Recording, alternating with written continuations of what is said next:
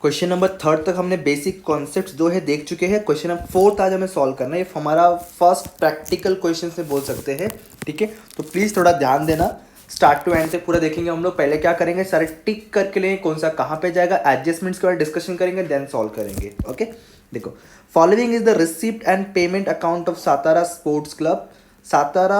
Okay, Satara prepare income and expenditure account for the year ending 31 मार्च 19। ये date हमारे लिए बहुत इंपॉर्टेंट है। रिसिप्ट एंड पेमेंट का डेट हमेशा याद रखना। इसमें ईयर एंडिंग क्या 19 है, मतलब हमारा करेंट ईयर क्या हो जाएगा 2018 एंड 19, क्योंकि अगर 19 क्लोजिंग है मतलब आपका 18 सिंपल सा स्टार्टिंग हुआ रहेगा। ओके, तो ये हमारा हो गया करेंट ईयर। ओके, तो इसके थ्रू मुझे बताओ लास्ट प्रीवियस ईयर का क्या रहा होगा। सिंपल सा इसके थ्रू आपको 3 रेट मिल जाता है। एक होता है लास्ट ईयर, दूसरा होता है करेंट ईयर, तीसरा होता है नेक्स्ट ईयर। करेंट ईयर मिल गया हमें 18-19, तो लास्ट ईयर और प्रीवियस ईयर क्या रहा होगा, लास्ट ईयर और प्रीवियस ईयर सिंपल सा 17 और 18, और नेक्स्ट क्या हो जाएगा आपका 19 एंड 20। हमें जो डिस्कशन करना है इसके बारे में काफ़ी अच्छे से, क्योंकि जो हमें इनकम एक्सपेंडिचर के अंदर लिखना है 18-19 को ही लिखना है। ओके, 17-18 और 19-20 को इग्नोर करना है for the income and expenditure account के लिए, ध्यान रखना, मतलब उसमें से हटा देना, उसमें से निकाल देना रहेगा कुछ तो। ओके, देखो आपको रिसिप्ट एंड पेमेंट का यहाँ पे बैलेंस ब्रॉड डाउन दिया है कैश और बैंक, यहाँ पर भी आपको एक बैलेंस कैरी डाउन दिया है कैश एंड बैंक। अगर हमें पता है, अच्छे से नॉलेज है, तो हमें अच्छे से पता है कि कैश और बैंक हमारा एसेट्स में लिखते हैं, लेकिन क्या ये चारों लिखेंगे, नहीं। हम लोग बना रहे हैं closing balance sheet, closing statement बना रहे हैं। ये हमारा ओपनिंग अमाउंट है, ये हमारा क्लोजिंग अमाउंट है, तो ध्यान देना ओपनिंग नहीं लिखना है कभी भी। क्या लिखना है आपको, क्लोजिंग वाला। ओपनिंग वाले कैश एंड बैंक बैलेंस को क्लोजिंग बैलेंस शीट के लिए इग्नोर करना है। हमें लिखना है सिर्फ और सिर्फ ओपनिंग बैलेंसेस, मतलब कैश और बैंक वाला। ऐसा क्यों बोल रहा हूं, क्योंकि हम लोग क्लोजिंग बैलेंस शीट और क्लोजिंग अकाउंट्स प्रिपेयर करते हैं। इस क्वेश्चन के अंदर इन लोगों ने सिर्फ इनकम एंड एक्सपेंडिचर अकाउंट बनाने बोला, बट हम लोग दोनों बनाएंगे, income expenditure balance sheet.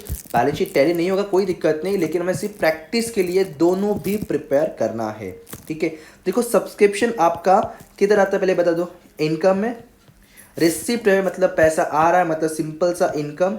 Entrance fees आपका income. Donation for building fund, याद है डोनेशन मैंने बताया था, स्पेसिफाइड डोनेशन, जनरल डोनेशन, ये आपका स्पेसिफाई करके दिया है बिल्डिंग फंड के लिए, मतलब ये कैपिटलाइज्ड है, कैपिटल वाला पार्ट है, ये आपका दिखेगा लाइबिलिटी में। इट्स नॉट अ बिल्डिंग, ये बिल्डिंग के लिए फंडिंग जमा हो रहा है, समझ रहे हो। अगर बिल्डिंग सिर्फ होता तो फिर तो एसेट्स में दिखाते हैं हम लोग, बट ये क्या है, डोनेशन मिल रहा है बिल्डिंग फंड के लिए। फंड कहाँ पे आता है आपका, हमेशा लाइबिलिटी में। याद है एडमिशन, रिटायरमेंट, डेथ सब में पढ़ा था अपने, fund, reserve fund, general reserve, तो सारे फंडिंग कहाँ दिखते हैं, लाइबिलिटी में। इंटरेस्ट रिसिप्ट साइड में, मतलब इंटरेस्ट मिल रहा है इसलिए आपका इनकम है। सेल ऑफ फर्नीचर, इसमें एक कॉन्सेप्ट है, ध्यान दो।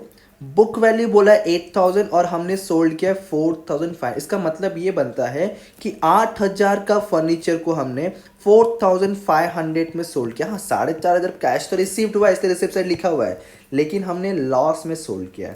8000 माइनस 4500 लॉस है आपका, तो ध्यान देना है। इसको हम लोग एक्सपेंसेस में दिखाएंगे, expenses and losses debit side में दिखाने वाले हैं, ठीक है। 8000 का फर्नीचर हमने 4500 में सोल्ड किया, मतलब 3500 लॉस में सोल्ड किया हुआ है। ओके, आते सैलरी साइड में। सैलरी आपका एक्सपेंसेस है, ठीक है। रेंट भी एक्सपेंसेस है, इलेक्ट्रिसिटी भी एक्सपेंसेस है। फिक्स डिपॉजिट क्या एक्सपेंसेस है, नो, ये आपका एसेट्स है। प्रिंटिंग स्टेशनरी, जनरल एक्सपेंसेस, दोनों भी एक्सपेंसेस है। हाँ, जो ब्रैकेट में दिया हम लोग सॉल्व करते टाइम पे देखेंगे, फिलहाल अभी नहीं। स्पोर्ट्स मटेरियल परचेस, आप स्पोर्ट्स मटेरियल खरीद रहे हो, सिंपल सा आपका ये भी एक्सपेंसेस है। मैं लास्ट लग कह दिया है कि दोनों के दोनों आपका पार्ट ऑफ एसेट्स है, ठीक है। ये सारे ट्रीटमेंट से अब उसके बाद जरा देख लेते पोस्टिंग के बाद हमारे एडजस्टमेंट्स क्या कुछ है। सबसे पहले आउटस्टैंडिंग सब्सक्रिप्शन है, सब्सक्रिप्शन को टिक कर ले हम लोग। देन आउटस्टैंडिंग रेंट है, रेंट को टिक कर लेते हैं। Then entrance fees to be treated as a revenue income, मैंने कहा है रेवेन्यू रहेगा, मतलब आपको किस में लिखना है, इनकम एक्सपेंडिचर के अंदर ही लिखना है। अगर कैपिटलाइज बोलेगा तो कैपिटल फंड में ऐड करना है। अभी रेवेन्यू बोला है तो हम लोग इंटरेस्ट फीस को टिक करके रखते हैं फिलहाल के लिए। स्टॉक ऑफ मटेरियल कंज्यूम्ड हमें निकालना, याद है कोई भी स्टॉक का अगर ओपनिंग, क्लोजिंग और परचेज दिया होगा, ध्यान रखना, कोई भी स्टॉक का ओपनिंग, क्लोजिंग एंड परचेस आपको दिया होगा तो उसका वो stock material consume find out करना है अपने को। ये स्पोर्ट्स मटेरियल कंज्यूम है यहाँ पे, खाली फर्क इतना है। बट अगर किसी भी स्टॉक का ओपनिंग, क्लोजिंग एंड परचेज दिया है तो आपको कंज्यूम फाइंड आउट करना है। मतलब बोल रहा हूँ मैं opening plus purchase minus closing वाला, जो आपका अनसॉल्व में क्वेश्चन में फर्स्ट में दिया था। ठीक है, चल देखते हैं कैसे क्या सॉल्व करेंगे। मैंने कहा कि बैलेंस शीट एंड स्टेटमेंट दोनों बना रहे हैं हम लोग, मतलब प्रॉफिट एंड इनकम एक्सपेंडिचर और बैलेंस शीट। ये पार्ट ऑफ आंसर नहीं है, आपका पार्ट ऑफ आंसर ये है, बट हम लोग ये सॉल्व करें फॉर अ प्रैक्टिस पर्पस। आप लोग भी दोनों सॉल्व करोगे। चलो आगे देखें, ये तो नहीं आएगा, सब्सक्रिप्शन है। देखो ध्यान से, हमें सिर्फ 18-19 का ध्यान देना है, सिर्फ 18-19 का, 18-19 पे फोकस करना है फिलहाल तो 18-19 का सब्सक्रिप्शन है 44,500।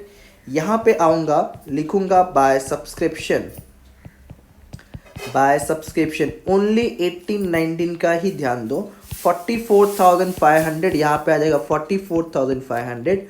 अब इसके ऊपर कुछ एडजस्टमेंट है का, देखो देखो टिक किया, मतलब कुछ तो रहा होगा एडजस्टमेंट। नीचे दिया है आपको outstanding subscription for current year, clearly बता के दिया करेंट ईयर। कभी कभी आपको ये चीज़ लिख के नहीं दिया होगा, अगर कुछ बताया नहीं है कि कब का आपका सब्सक्रिप्शन है तो लेट एज्यूम करेंट ईयर। वैसे तो अभी बता के दिया है, नहीं दिया होगा तो कुछ भी नहीं बताया तो मान के चलना है कि वो करेंट ईयर का ही है। मुझे बताओ आउटस्टैंडिंग सब्सक्रिप्शन करेंट ईयर वाला ऐड होता है या लेस होता है, सिर्फ इतना बता दो, ऐड होगा या लेस होगा। आउटस्टैंडिंग सब्सक्रिप्शन करेंट ईयर का हम लोग यहाँ पे क्या करेंगे, ऐड करेंगे या लेस करेंगे, सोचो। करेंट ईयर का, करेंट ईयर मतलब 2018 और 19 का ही है जो हम लोग अभी बना रहे हैं। कितना अमाउंट है 4,500, क्या करेंगे, ऐड करेंगे या लेस करेंगे। सर करेंट ईयर का आउटस्टैंडिंग बॉक्स के हिसाब से जो मैंने बताया था ना, ऐसा बॉक्स बना करके इधर आउटस्टैंडिंग प्रीपेड, तो उसमें भी देख लो। नॉर्मली अगर ध्यान भी रहेगा तो आउटस्टैंडिंग हम लोग क्या करते हैं, ऐड करते हैं हमेशा। ओके, तो ये टोटल बाहर आपको मिल जाएगा 49,000। डन। अब ये करेंट ईयर का एडजस्टमेंट है, करेंट ईयर का एडजस्टमेंट के हमेशा दो इफेक्ट करेंगे, लास्ट ईयर या फिर नेक्स्ट ईयर के दो इफेक्ट नहीं होते, ध्यान रखना। ठीक है, तो ये करेंट ईयर का आउटस्टैंडिंग है, तो ये सेकंड इफेक्ट किधर आएगा, सोचो। आपको पैसा और मिलेगा आगे जा करेंगे, आउटस्टैंडिंग सब्सक्रिप्शन आपको पैसा मिलेगा तो कहाँ आएगा, एसेट्स में। तो एसेट्स में जाएंगे और लिखेंगे आउटस्टैंडिंग, आउटस्टैंडिंग सब्सक्रिप्शन। ओके, क्या अमाउंट है आउटस्टैंडिंग सब्सक्रिप्शन आपका 4,500। आउटर कॉलम में डायरेक्ट लिख देता हूं मैं 4,500। ओके, चलो उसके बाद देखो आपका ये चीज़ हो गया, ये एडजस्टमेंट भी डन हो गया। लेकिन सब्सक्रिप्शन में अभी दो चीज़ आपको और दिख रहा है, एक 17-18 का, एक 19-20 का। अरे 17-18 में बैलेंस था, पे कर दिया, ख़त्म हो गया बात, ये इसका इफेक्ट करना ही नहीं है। अगर इसके बारे में कहीं और कुछ दिया होता 17-18 का तो हमें देखना पड़ता, समझ क्या बोल रहा हूँ। 17-18 का कहीं और कुछ दिया होता तो हमें देखना पड़ता, बट दिया ही नहीं है, प्रीवियस ईयर का पे कर दिया, बात ही खत्म आपका वहीं पे। लेकिन 19-20 का हमें एक्स्ट्रा पैसा मिला है, मतलब किसी मेंबर ने हमें एक्स्ट्रा पैसा दे दिया है। मेंबर का 3,500 हमारे पास पड़ा हुआ है, ये हमारा नहीं है, हमारे मेंबर्स का है। तो हमारे लिए क्या हुआ, ये एक तरह का एसेट्स हुआ या लायबिलिटी हुआ। सोचो, पैसा हमारा नहीं, हमारे मेंबर का हमारे पास पड़ा हुआ है, तो सिंपल सा ये क्या हुआ, लायबिलिटी हुआ। तो लायबिलिटी में आएंगे, लिखेंगे advance, advance subscription, advance subscription for bracket में नेक्स्ट ईयर। नेक्स्ट ईयर मतलब क्या आएगा, 2019 एंड 20 का में लेकर रखा हम लोगों ने। कितना अमाउंट है, एडवांस हमने लिया हुआ है 3,500 रुपीज़। कितना, 3,500। बस एक ही इफेक्ट, मैंने कहा ना करंट वाला सिर्फ 2 इफेक्ट्स होते हैं। ओके, तो सब्सक्रिप्शन का कॉन्सेप्ट खत्म, और आई थिंक सबको समझा होगा। नहीं समझा होगा तो प्लीज़ मुझे पूछ लेना। चलो सब्सक्रिप्शन खत्म, एंट्रेंस फीस की बारी आई। तो यहाँ क्या लिखा है, entrance fees are to be treated as revenue income. Normal information दिया हुआ है कि इसको रेवेन्यू इनकम ही ट्रीट करो। रेवेन्यू बोला हो या जनरल बोला हो तो आपको इनकम में ट्रीट करना है, रेवेन्यू ट्रीट करना। नॉर्मल एंट्रेंस फीस है तो इसको जाकर आप इनकम में, मतलब यहीं पे लिखोगे बाय एंट्रेंस, और सिर्फ देखते मत बैठो, इस चीज़ को लिखते चलो वरना समझेगा नहीं, क्योंकि स्टार्टिंग क्वेश्चन से एंट्रेंस फीस कितना आपका 8000। नॉर्मल रेवेन्यू मतलब इसके अंदर ही लिखना होता है, ठीक है, रिकरिंग नेचर। उसके बाद डोनेशन फॉर बिल्डिंग फंड बोला है, मतलब बिल्डिंग फंड के लिए डोनेशन है। अगर सिर्फ डोनेशन हो तो हम लोग रेवेन्यू में लिख देते हैं, मतलब इनकम में, लेकिन बोला है कि donation for building fund, clearly बता के दिया है, स्पेसिफाइड करके दिया है। और बिल्डिंग फंड, फंड कहाँ लिखते हैं हम लोग, लाइबिलिटी में। तो लाइबिलिटी में जाएंगे और लिखेंगे यहाँ पे डोनेशन। अगर पहले का कुछ बिल्डिंग फंड रहा होता तो उसमें ऐड कर देते, बट है नहीं, इसलिए directly donation for building fund amount है 70,000, उसको एज इट इज़ पहले लिख लो। चलो, ये होने के बाद देखो इंटरेस्ट है, इनकम है 600, कहीं पे इन्वेस्ट दिया है क्या चेक करो। इन्वेस्ट रहेगा तो एक हिडन एडजस्टमेंट होता है, बट इससे नहीं है इन्वेस्टमेंट, तो नॉर्मल आपको इंटरेस्ट रिसीव्ड हो रहा है 600, तो इनकम में जाके लिख दोगे आप लोग बाय इंटरेस्ट अमाउंट है आपका कितना 600। नॉर्मली इंटरेस्ट का आपका रिकॉर्ड ऐसे ही होता है और ऐसे ही करना है। सेल ऑफ फर्नीचर, ध्यान देना, मैंने क्या बोला, 8000 का फर्नीचर आप सोल्ड कर रहे हो, 8000 का फर्नीचर सोल्ड कर रहे हो, तो पहले जाओ एसेट्स में लिखो फर्नीचर। अभी तो यहाँ फर्नीचर का वैल्यू दिया नहीं है, अगर दिया होता तो सोल्ड कर रहे, इसलिए उसमें से हम लोग 8000 माइनस करते और बैलेंस अमाउंट बाहर लिखते थे, बट अभी दिया नहीं है कुछ फर्नीचर का ओपनिंग वैल्यू, तो लिख नहीं रहे हम लोग, ठीक है। अब सुनो, आपने 8000 का फर्नीचर कितने में सोल्ड किया, 4500 में। 8000 का फर्नीचर आपने कितने में सोल्ड किया, 4500। तो बताओ प्रॉफिट हुआ या लॉस हुआ। सिंपल सा, में कम पैसा मिलता है हमारे फर्नीचर की वैल्यू से, मतलब लॉस हो रहा है। लॉस कहाँ लिखते हैं, डेबिट में या क्रेडिट में, debit all expenses and losses, तो डेबिट में आएंगे और लिखेंगे to loss on sale of furniture. Amount कैसे निकालोगे, फाइंड आउट करोगे आप, टोटल आपका फर्नीचर था कितने का था, 8000 माइनस 4500, कितना आ जाएगा आपको ये 3500। समझा ये चीज़ क्या हुआ, 8000 का फर्नीचर 4500 में सोल्ड किया, मतलब 3500 का लॉस हो गया। इधर खत्म हो गया। ये साइड और सैलरी पे कोई एडजस्टमेंट नहीं है, नॉर्मल 5000 एक्सपेंसेस है, तो यहीं पे आके लिख दो आपका टू सैलरीज, ऊपर लिखता हूँ ना, जगह नहीं होगा बाद में, टू सैलरीज अमाउंट है आपका कितना 5000। उसके बाद रेंट है, बट रेंट पे कुछ तो एडजस्टमेंट था, तो पहले लिख ले हम लोग टू रेंट करके, अमाउंट है 5000, चेक करो दिया हुआ है आपको यहाँ पे, टिक क्या हुआ है, इसको बाद में देखो, पहले नीचे जो एडजस्टमेंट है वो देख लो। तो यहाँ पे कुछ दिया है क्या, रेंट, हाँ, करेंट ईयर का आउटस्टैंडिंग है, करेंट ईयर का आउटस्टैंडिंग 1000 रुपीज़ आउटस्टैंडिंग है। आउटस्टैंडिंग क्या करते हैं हम लोग, ऐड करते हैं आउटस्टैंडिंग, और ये करेंट ईयर का मतलब मैं डेट लिख के रखता हूँ, बाद में समझने भी इजी होगा, 2018 और 19 का है। अच्छा, करेंट ईयर का आउटस्टैंडिंग क्या करते, ऐड करते कि लेस करते, सिंपल सा आउटस्टैंडिंग हम लोग ऐड करते। करेंट मतलब सिंपल नॉर्मल जो फाइनल अकाउंट में फॉलो करते थे वैसे, आउटस्टैंडिंग क्या करते, ऐड करते। अभी करेंट ईयर का है तो दो इफेक्ट करना पड़ेगा, एक इफेक्ट तो हमने यहाँ कर दिया, सेकेंड कहाँ करोगे सोचो।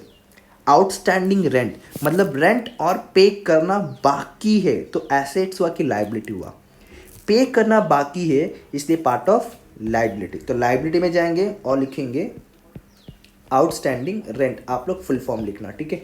आउटस्टैंडिंग रेंट कितना अमाउंट है अपना आउटस्टैंडिंग रेंट 1000। ओके, चेक करो इस पे और कुछ एडजस्टमेंट है क्या आउटस्टैंडिंग रेंट पे। देखो रेंट यहाँ पे दिया हुआ है, उसके ब्रैकेट में क्या लिखा है कि 2000 जो है ना 17-18 किया, ध्यान से समझो। ये क्या बोल रहा है, ये जो 5000 है ना, इसके अंदर हमारा 2017 और 18 का इंक्लूडेड है, और हमारा करेंट ईयर क्या है 18-19, मतलब पिछले साल का 2000 उसके अंदर इंक्लूडेड है। लेकिन मुझे तो सिर्फ करेंट ईयर का दिखाना है ना, तो करेंट ईयर का दिखाने के लिए क्या करूँगा, ये जो इंक्लूडेड है उसको एक्सक्लूड कर दूंगा, मतलब उसमें से हटा दूंगा। 2000 में इस 5000 में से माइनस कर दूंगा, मतलब यहाँ पे आकर मैं क्या करूँगा, लेस पेड फॉर, कब का पे किया हमने, ये इंक्लूडेड, या फिर लिख सकते हो इंक्लूडेड फॉर 2017 और 18 का, ठीक है। कितना अमाउंट 2000, या लिख दूंगा 2000। सेकेंड इफेक्ट नहीं होगा, मुझे सिर्फ करेंट का सेकेंड इफेक्ट करना होता है हमेशा। तो निकालो कितना आएगा, ये आपको मिल जाएगा 4000। ओके, तो ये वाला पार्ट भी हो गया हमारा। रेंट के बाद देखो इलेक्ट्रिसिटी है, नॉर्मल एडजस्टमेंट है, मतलब नॉर्मल एंट्री है, जहाँ तक लिख देंगे टू इलेक्ट्रिसिटी अमाउंट कितना है 1450। फिर टू प्रिंटिंग एंड स्टेशनरी है, प्रिंटिंग एंड स्टेशनरी अमाउंट आपका है 750 रुपीज़। चेक कर लो, देखो अच्छा लाइन से गया नहीं, पहले फिक्स डिपॉजिट बचा, उसको लिख दो एसेट्स में 60,000, इधर लिख दो फिक्स डिपॉजिट अमाउंट कितना आपका 50,000, 60,000। ओके, फिक्स डिपॉजिट के बाद था प्रिंटिंग स्टेशनरी हो गया। जनरल एक्सपेंसेस से 5,500, जिसके अंदर पिछले साल का या फिर सॉरी नेक्स्ट ईयर का, मतलब सिंपल सा हमने 5,500 टोटल पेमेंट किया है, जिसके अंदर 500 रुपये अगले साल का है, नेक्स्ट ईयर का है। मैंने क्या बोला, सिर्फ करेंट का दिखाना है, तो 500 में से क्या करूँगा माइनस। ठीक है, तो इधर आएंगे और यहाँ पे आकर के लिखूँगा टू, क्या है अपना वो जनरल एक्सपेंसेस, टोटल अमाउंट 5,500 है, जिसके अंदर 500 जो मैंने पेड किया वो नेक्स्ट ईयर के लिए, मतलब इसको हम लोग प्रीपेड बोल सकते हैं, समझ रहे हो ना, इसको लोग क्या बोल सकते हैं प्रीपेड बोल सकते हो। इस साल मैंने नेक्स्ट ईयर के लिए भर दिया ना, प्रीपेड बोल सकते हो। बचा कितना 5,000। अब प्रीपेड का सेकेंड इफेक्ट हिडन एडजस्टमेंट था, प्रीपेड का सेकेंड इफेक्ट किधर आएगा, आपने एक्स्ट्रा पे कर दिया है, तो सेकेंड इफेक्ट एसेट्स में आएगा। क्या बोल के लिखेंगे हम लोग यहाँ पे, प्रीपेड जनरल एक्सपेंसेस अमाउंट कितना आएगा 500। ओके, चलो तो इधर भी हो गया। स्पोर्ट्स मटेरियल परचेस आ गया, वो कंजम्पशन वाला कैलकुलेशन आ गया।